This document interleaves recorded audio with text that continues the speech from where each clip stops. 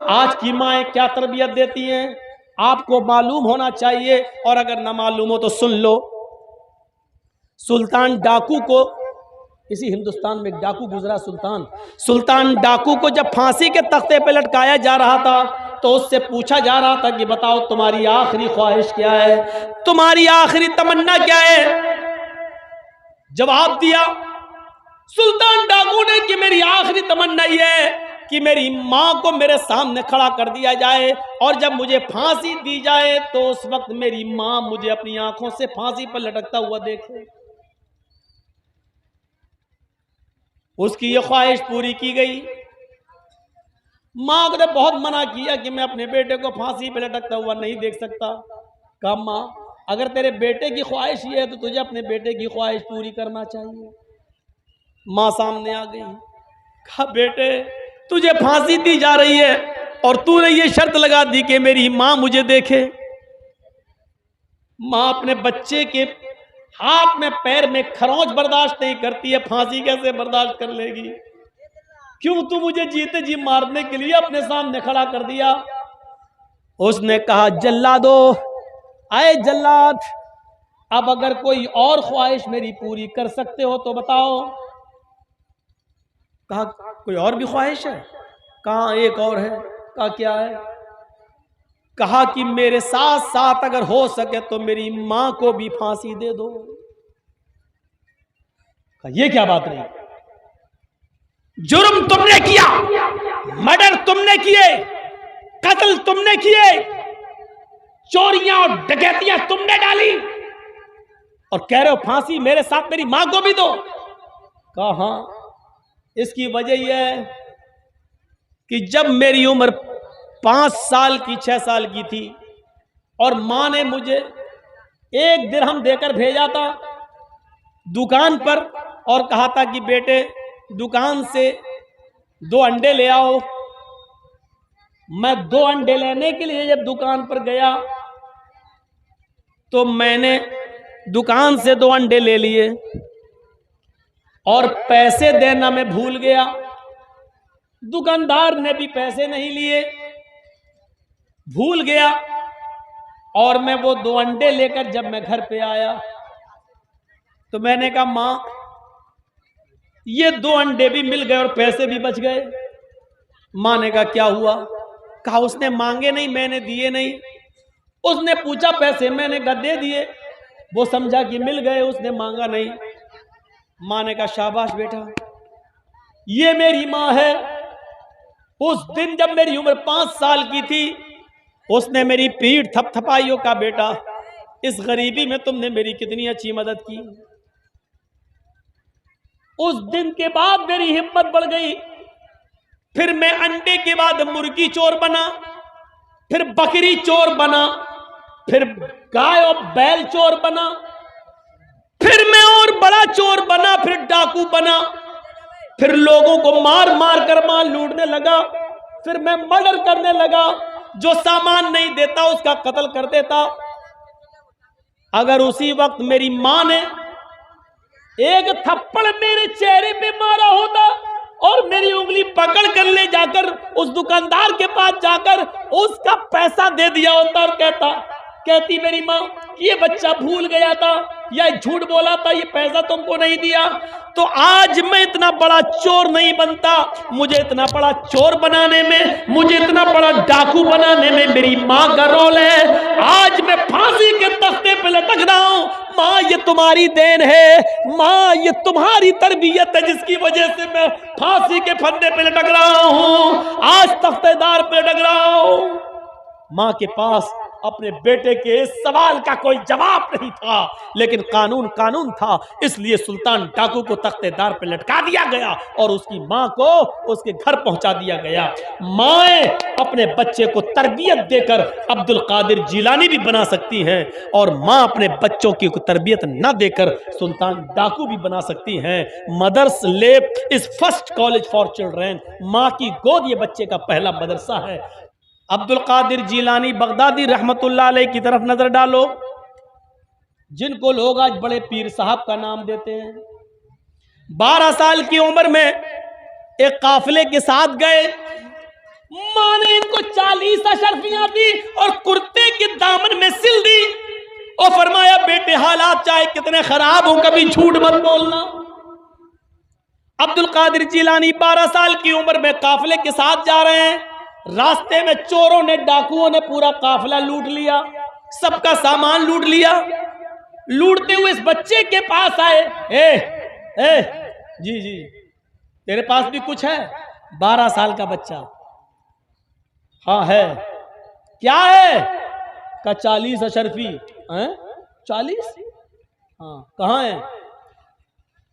कुर्ते के दामन में। ये उसको खोला, जो सुई से सिला हुआ था उसके धागे को काटा उन चोरों ने, फाड़ा, देखा 40 अशर्फी। कहा बेटा इतनी महफूज जगह पर इसको सिल दिया था तुम्हारी मां ने, तुमने मुझे बता क्यों दिया? मैं तो यहां तक जांच ही नहीं कर पाता, मैं तो यहां तक पहुंच ही नहीं पाता, और जब ये माल छुपा था तो तुमने क्यों बता दिया हमें? फरमाया कि मेरी मां ने मुझे चलते वक्त नसीहत की थी कि बेटे हालात चाहे कितने खराब हो लेकिन कभी झूठ मत बोलना। मैंने अपनी मां का कहना माना है, आप इनको लेना चाहें ले ले, लेकिन मैं अपनी मां की नाफरमानी नहीं कर सकता। इस बात का चोरों पर इतना गहरा असर हुआ, इतना गहरा असर हुआ कि उन तमाम चोरों ने अपने सरदार को बुलाया और तमाम डाकुओं को इकट्ठा करके पूरी बात बताई। जब पूरी बात बताई तो उन चोरों ने कहा कि ये बच्चा अपने माँ की इतनी बात मानता है, अपने माँ का इतना कहना मानता है, और हमारी तो पूरी की पूरी जिंदगी, हमारी तो पूरी की पूरी जिंदगी चोरी में गुजर गई, डकैती में गुजर गई, हमारी पूरी की पूरी जिंदगी जो है गुनाहों के कामों में, शराब नोशी में और डाकू में और डाका जनी के अंदर गुजर गई। हमारा क्या होना चाहिए? हमारा अल्लाह क्या अज़ाब होगा? ये सारी बातें उन चोरों ने आपस में की और फिर कहा कि सबका सामान लूटा हुआ वापस कर दो और अल्लाह ताला से आज ही तौबा करो। चोरों ने उसी दिन तौबा की, सबका लूटा हुआ सामान वापस कर दिया और कहा यह बच्चा जब इतनी बात मानता अपनी माँ का, और हमें अपने रब की नाफरमानी करने से फुर्सत नहीं मिलती। सब चोरों का ने सामान लौटा दिया। इस एक बच्चे के सच बोलने की वजह से सबका सामान मिल गया और उन चोरों को, उन डाकुओं को हिदायत भी मिल गई। माएँ इस तरीके से तरबियत दिया करती थी अपनी औलाद को, माँ इस तरीके से तरबियत दिया करती थी अपनी औलाद को।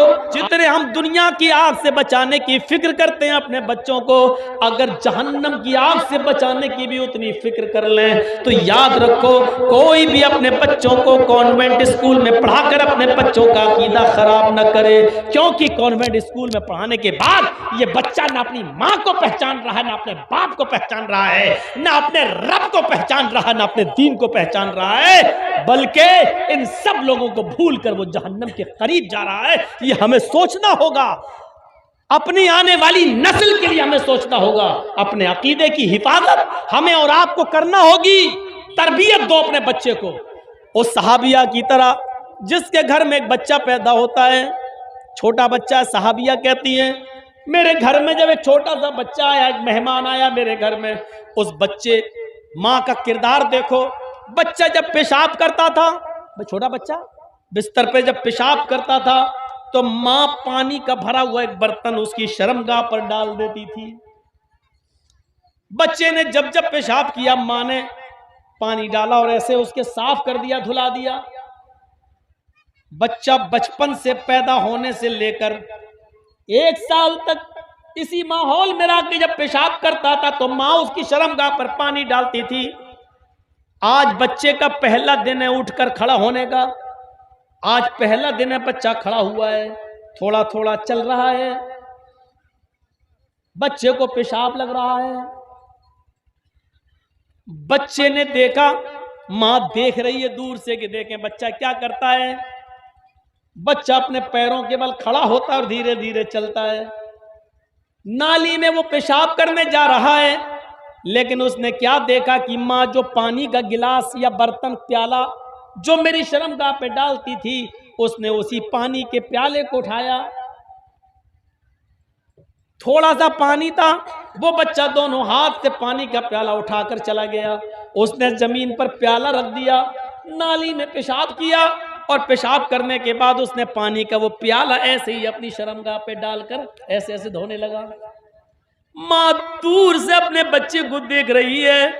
बच्चे ने, वो नहीं जानता इस्तंजा किसको कहते हैं, छोटा सा बच्चा है। माँ सिर्फ ये देखना चाहती है कि मैंने अपने बच्चे की शर्मगाह पर पेशाब की जगह पर पानी डाला, ये बच्चे को वो तरबियत मिली या नहीं। पहला दिन था, माँ ने देखा कि मेरा बच्चा पानी का प्याला उठाकर गया, बैठ गया, पेशाब किया, पानी का प्याला अपनी शर्मगाह पे डाला। माँ की आंखों में खुशी के आंसू आ गए, माँ की आंखों में खुशी के आंसू आ गए और चीखते हुए कहती है, फुज़्तु बिरब्बिल काबा, काबे के रब की कसम में कामयाब हो गई, काबे के रब की कसम में कामयाब हो गई। मैं अपने बच्चे को जो सिखाना चाहती थी मैं उसमें कामयाब हो गई, मैं अपने बच्चे को जो तरबियत देना चाहती थी मैं उसमें कामयाब हो गई। अपने जलसों में आई हुई औरतों पर नजर डालो, इनके बच्चे पेशाब कैसे करते हैं। 4-4 और 5-5 साल के बच्चों के पैंट की चैन खोली, बेटा इधर कर ले, और मां के सामने खड़े होकर पेशाब करते हैं। ये मां अपने बच्चों को क्या तरबियत देंगी। आप भी अपने बच्चों को पैंट की चैन खुलाकर खड़े होकर पेशाब कराते हैं, आप अपने बच्चों को क्या तरबियत देंगे।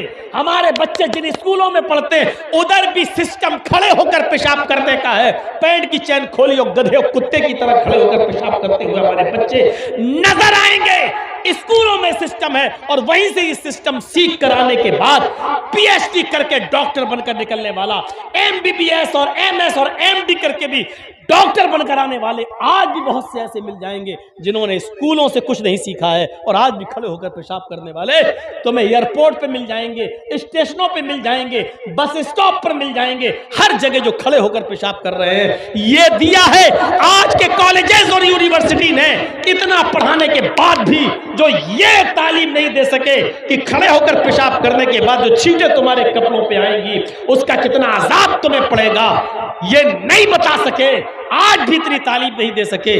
इसलिए हमें और आपको तरबियत देखना है, तरबियत कहां से मिलेगी।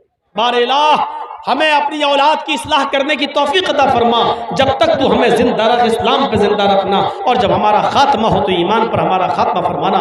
वमा अलैना इल्लल बलागुल मुबीन व आखिरु दावाना अनिल हम्दुलिल्लाहि रब्बिल आलमीन। अस्सलामु अलैकुम व रहमतुल्लाहि व बरकातहू।